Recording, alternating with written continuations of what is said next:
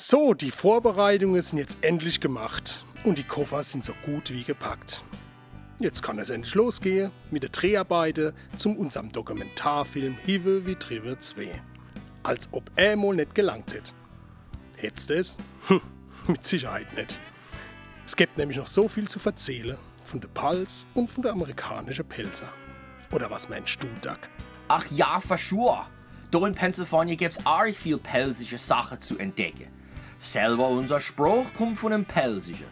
Und wir haben den Bellschnigel, Elberdritsche und natürlich Zeimauer. Den habe ich schon mal in die Pals gegessen. Anders als daheim, aber doch appetitlich. Arg appetitlich. Ja. Und na bin ich excited, wie dir unsere pennsylvanische Zeimauer schmeckt. Alla hopp, da fahren wir jetzt los. Hey Pals, du tust mal gut. Hey Pals, ma Heimat und mein Blut. Hey Pals, gehörst zu mir.